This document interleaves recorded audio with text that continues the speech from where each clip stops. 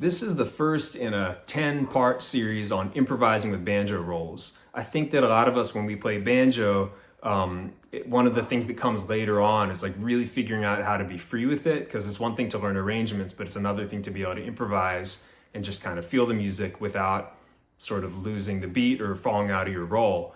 So I'm really excited about this series. I haven't really seen anything like this out there before, and I feel like it might help people out and you might really enjoy it. So today's lesson is going to be focused on what you might call square rolls. So they're not the syncopated type of banjo thing where you've got this tick, they're not that. They're more like rolls that you can really easily repeat for a measure at a time, again and again and again. And they're really nice, I think, for singing. Like, you hear rhythms like this in a lot of old time music, like Doc Boggs does some of these kinds of rhythms. A lot of the 2-finger banjo has some of this sound. And I think part of the reason for that is that it's really good for backing up singing, because you don't almost have to think about it too much once you learn it. So I hope you enjoy these.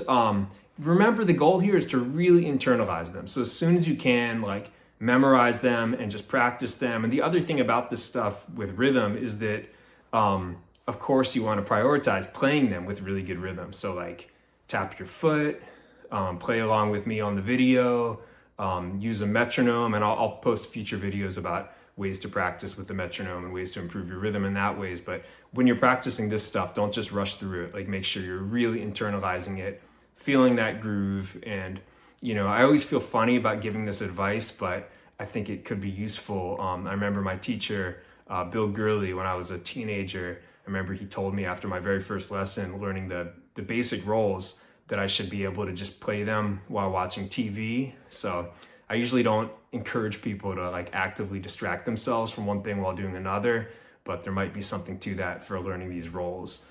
I know in Victor Wooten's book, The Music Lesson, I think the teacher in that book says something also about like practicing while watching TV, if I remember correctly. Yeah, have fun, enjoy this stuff, and this is the first of 9. All right, so let's start with just a single note with the thumb, then a pinch. That was thumb and middle on the outside string, so we've got.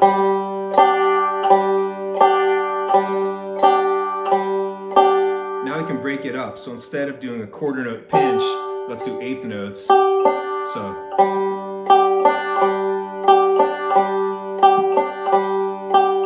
Now you can mix those up.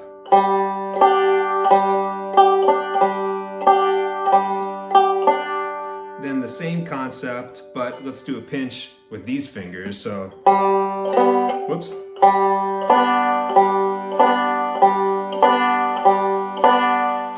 So now let's make those, instead of a quarter note pinch, let's make those into eighth notes.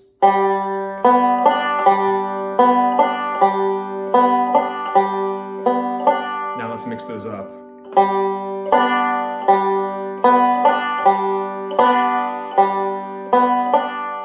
So here's the first thing we did.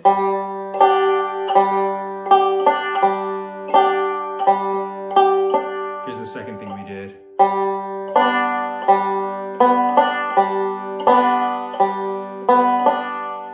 And if you're playing like an F chord, you might go.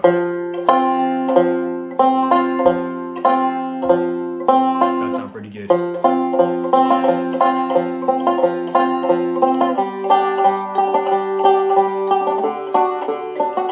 The idea. So very versatile roll. Now let's add one more layer to it. Let's do the alternating thumb roll. You probably already know that one. So we had thumb and pinch, then we had thumb and eighth notes. Now we have alternating thumb roll. So if we mix those in, we've got.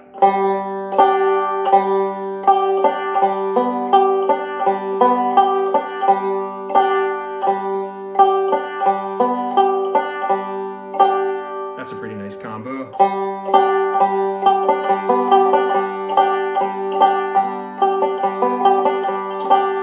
So you can really, talk about improvising, like experiment with that, get into the groove with it, mix those up. And then here's one last one. You can go. We already did that. but now go. So this is kind of, you might call this a forward backward roll, where you start going forward, but then it goes backward for the last note.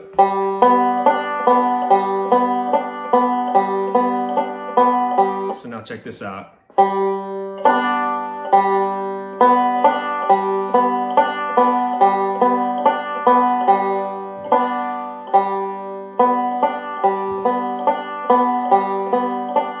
Or maybe.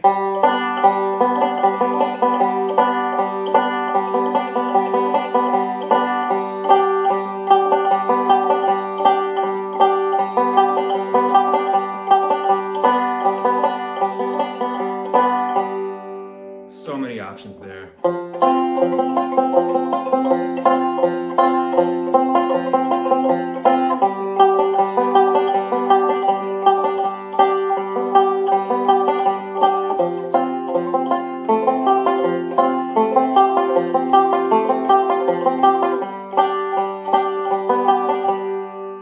right, this is just day one. So spend a lot of time with this stuff, really try to get comfortable with it.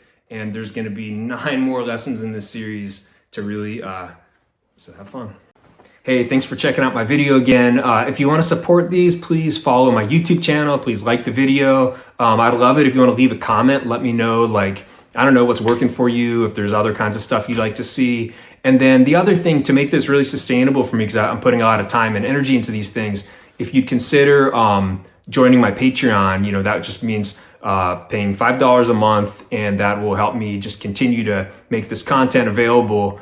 That would be really great. I think if you did that for a year, it would come out to $60, which would be like the low end of what a lot of times people pay for a banjo lesson. So consider doing that and enjoy, have fun playing.